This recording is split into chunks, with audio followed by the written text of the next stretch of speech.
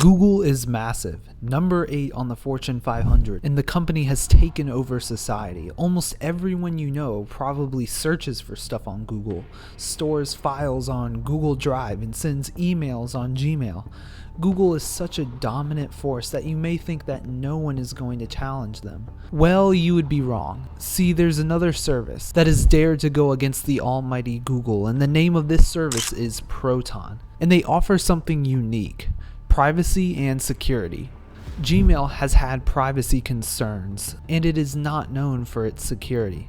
But could Proton really dethrone a company as well established as Google? Well, it's going to be a difficult climb. Protonmail has 70 million users, which sounds pretty impressive, but it's nothing compared to the 1.5 billion users Gmail has. Proton has a long way to go, but they hope that their secure and private service will attract more people, especially as we've seen that tech giants aren't too good with keeping our data to themselves.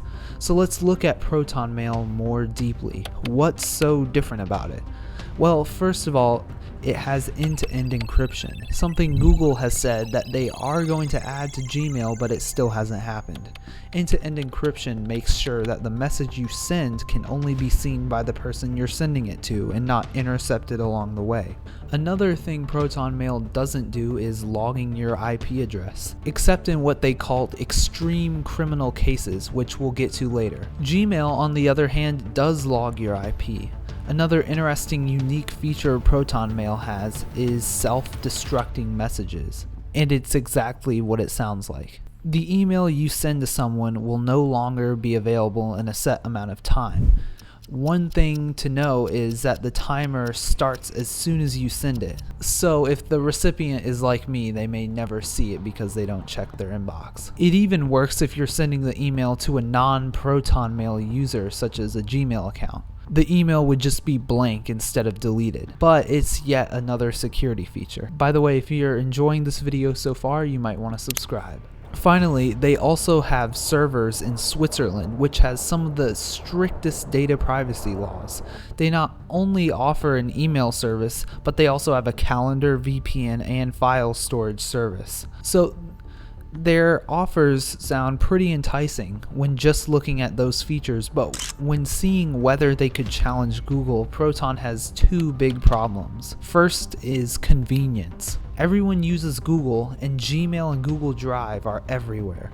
And people have time and time again proven that convenience is almost the #1 thing that matters. Just think, if all of your friends had Google Drive, why would you pick any other option? Proton has an impressive user base, but it's still very small. It needs more widespread adoption. Their selling point is privacy and security, but people don't care. Many would rather sacrifice their personal data for convenience. Maybe there will be more privacy-minded people to use the service in the future, but right now it doesn't look good. The second problem is that Proton's free version of their service is limited.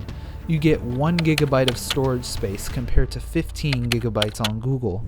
Also, their email service is limited, with you only being able to create 3 folders to organize things. But here's the thing, if you really look at it. If you're not using Proton for business purposes, you'll probably be fine with the free version. Remember about how secure it is. It's a stark contrast to Gmail.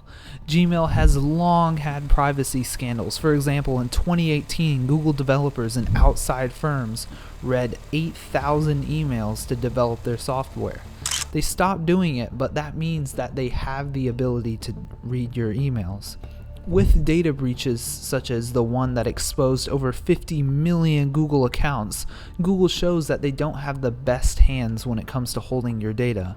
But that isn't to say Proton is completely anonymous. Proton logged the IP address of a French activist after they were ordered to by the Swiss government. The activist was part of a group in France fighting against gentrification, real estate speculation, Airbnb, and high-end restaurants. They started occupying restaurants, and that's when the police stepped in.